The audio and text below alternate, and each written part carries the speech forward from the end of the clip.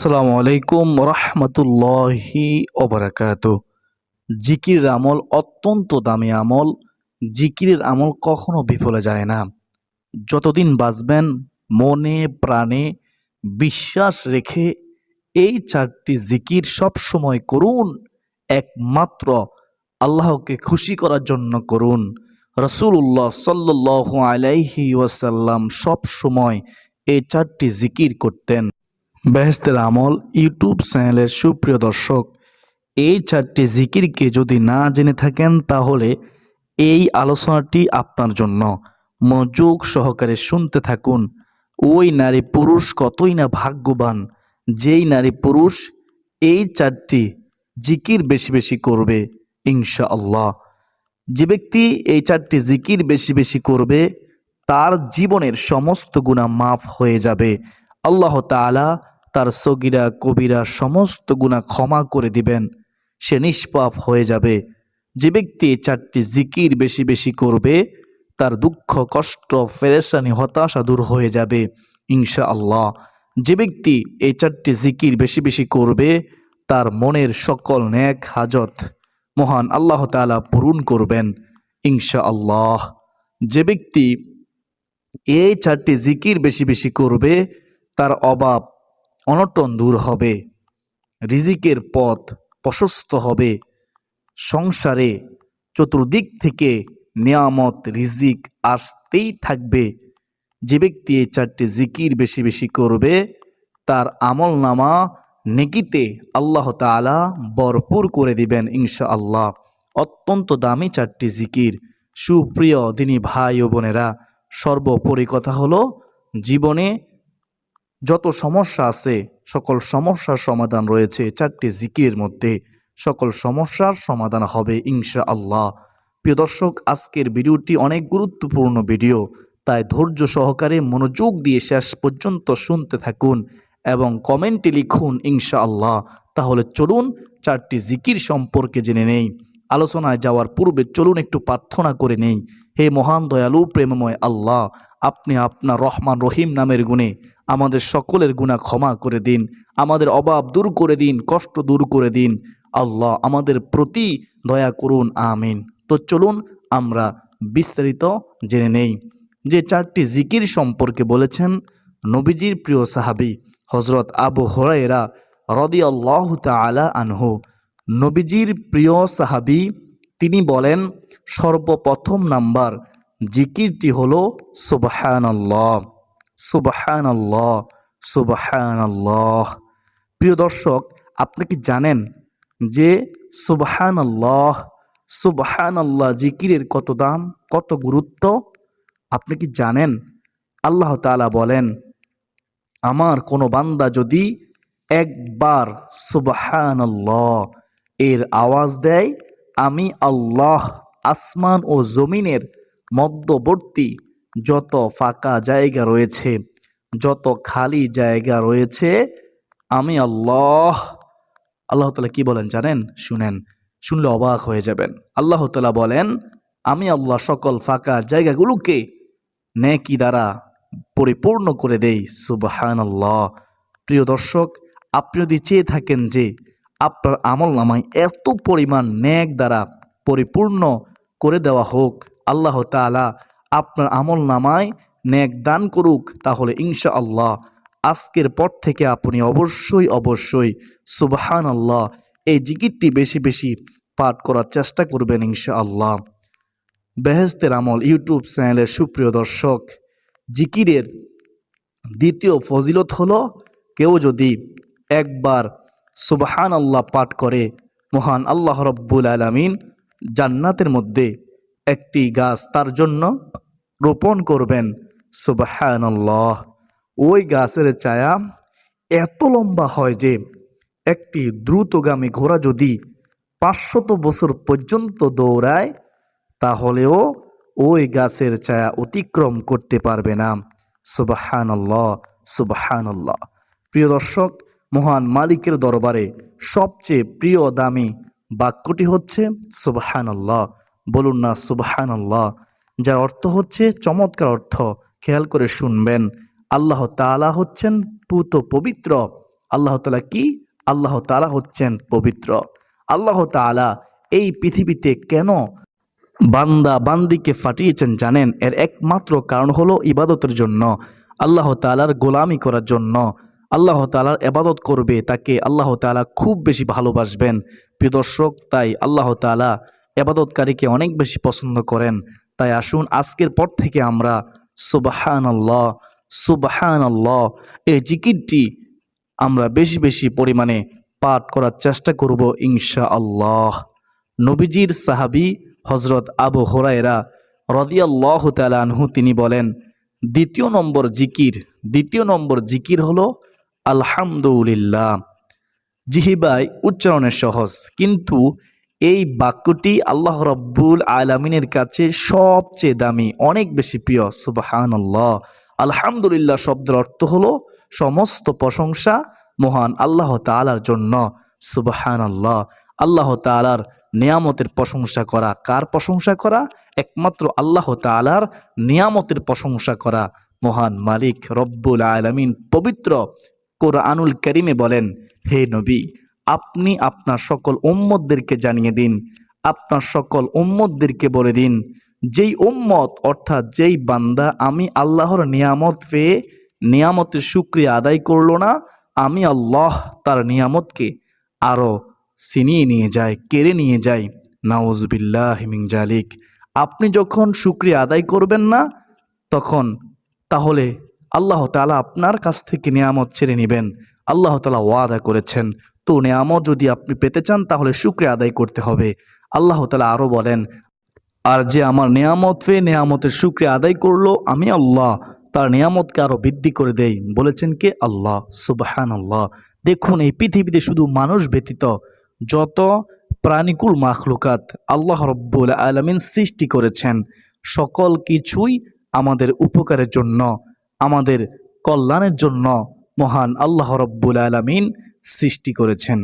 এজন্য আমরা একটিবার হলেও বলতে পারি আলহামদুলিল্লাহ। আলহামদুলিল্লাহ। আমরা যদি আল্লাহ তাআলার প্রশংসা বেশি বেশি পরিমাণে করি, আলহামদুলিল্লাহ জিকিরটি বেশি বেশি যদি আমরা সব সময় আমাদের জবানে জারি রাখতে পারি, ইনশাআল্লাহ মহান আল্লাহ রব্বুল আলামিন আমাদেরকে উত্তম যা খায়ের কল্যাণ দান করবেন ইনশাআল্লাহ।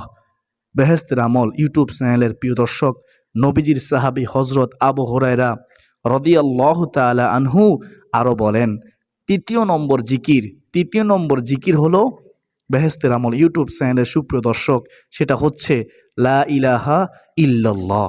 সহজ তাই না? একেবারে সহজ, কিন্তু অনেক দামি, সর্বোত্তম জিকির লা ইলাহা ইল্লাল্লাহ। কোনো ব্যক্তি যদি দুনিয়াতে একবার বসে লা ইলাহা ইল্লাল্লাহ এর আওয়াজ দেয়, ওই আওয়াজটুকুর সাথে সাথে আল্লাহ তাআলার আরশে আজিমের সাথে গিয়ে ধাক্কা লাগে। সুবহানাল্লাহ, সুবহানাল্লাহি ওয়া বিহামদিহি, সুবহানাল্লাহিল আযীম। আল্লাহ রব্বুল আলামিনের আরশে আজিমের নিকট একটি নূরের খুঁটি রয়েছে। সেই খুঁটিটুকু তখন কাঁপতে থাকে, ওই খুঁটি তখন দুলতে থাকে, নড়তে থাকে। সুবহানাল্লাহ। তখন আল্লাহ রব্বুল আলামিন বলেন, ওই খুঁটি তুমি কেন কাঁপো? ওই খুঁটিটুকু তখন বলতে থাকে, হে আল্লাহ, হে রব্বুল আলামিন, দুনিয়াতে আপনার একজন বান্দা, আপনার একজন বান্দি লা ইলাহা ইল্লাল্লাহ এর আওয়াজ দিয়েছে, তাই আমি কাঁপতেছি, তাই আমি দুলতেছি, আমি নড়তেছি। সুবহানাল্লাহ। তখন আল্লাহ রাব্বুল আলামিন বলেন, তুমি কাফা বন্ধ করে দাও। তখন সেই খুঁটি বলল, হে আল্লাহ, আমি কাফা থামাতে পারবো না যতক্ষণ না পর্যন্ত আপনি তাকে মাফ করবেন, যতক্ষণ না পর্যন্ত আপনি তাকে ক্ষমা করবেন। আমি খুঁটি ততক্ষণ পর্যন্ত আমি শুধু কাঁদতেই থাকবো, কাঁপতেই থাকবো। মহান আল্লাহ রব্বুল আলামিন ওই বান্দা অথবা বান্দিকে তখন সাথে সাথে লা ইলাহা ইল্লাল্লাহ যে জিকির করেছে তাকে ক্ষমা করে দেয়। সুবহানাল্লাহ। বেহেশতের আমল ইউটিউব চ্যানেলের প্রিয় দর্শক, লা ইলাহা ইল্লাল্লাহ জিকিরের গুরুত্বপূর্ণ কয়েকটি ফজিলতের হাদিস আপনাদের সামনে আমি গুনাহগার তুলে ধরতেছি। মনোযোগ দিয়ে শুনুন, শুনলে আর কখনো লা ইলাহা ইল্লাল্লাহ জিকির ছাড়তে পারবেন না ইনশাআল্লাহ।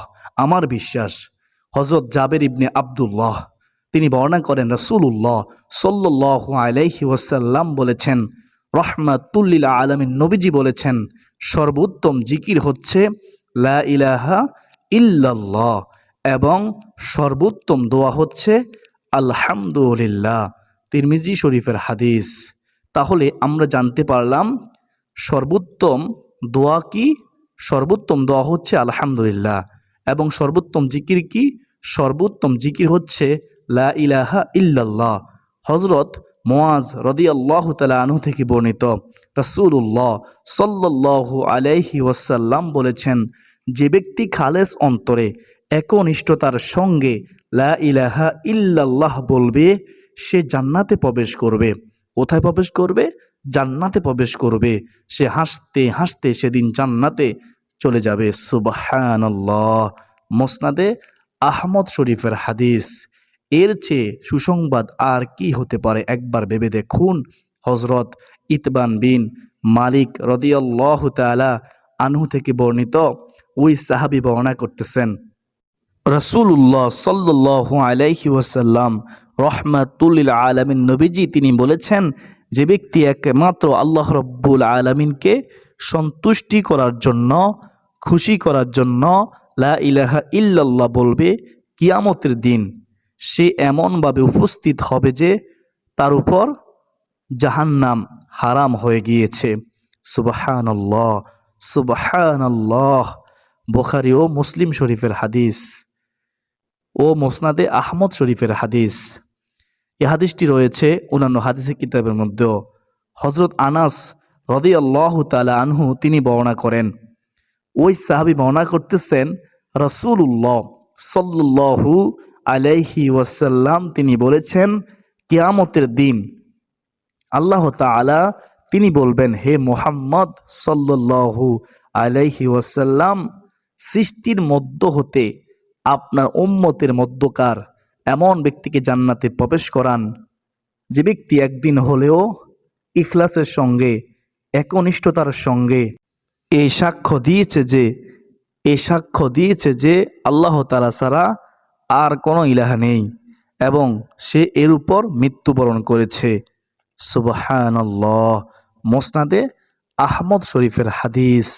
যদি কেউ মৃত্যুর আগে লা ইলাহা ইল্লাল্লাহ বলে, তাহলে সে জান্নাতি।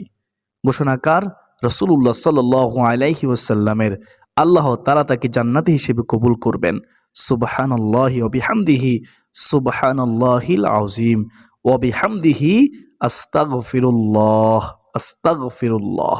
যে ব্যক্তি সব সময় লা ইলাহা ইল্লাল্লাহ জিকির করবে, আল্লাহ তাআলা তাকে ঈমানের সাথে মৃত্যু নসিব করাবেন। সুবহানাল্লাহ, আল্লাহু আকবার। আমরা দোয়া করি, ওগো মালিক আল্লাহ, তুমি আমাদের মৃত্যুর সময় কালিমা নসিব করিও, ঈমানের সাথে আমাদেরকে কবুল করিও। সকলে বলি আমিন।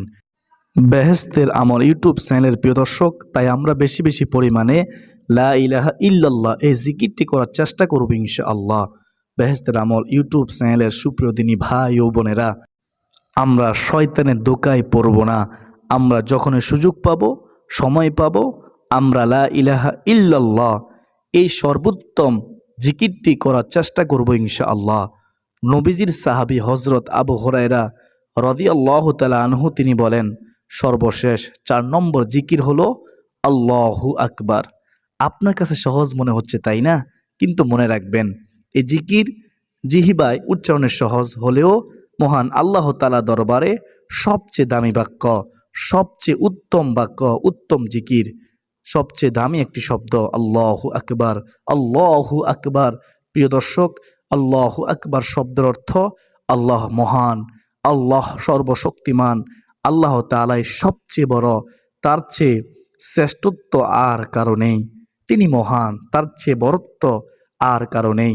তিনি সর্বশ্রেষ্ঠ, সবচেয়ে বড়। সুবহানাল্লাহ।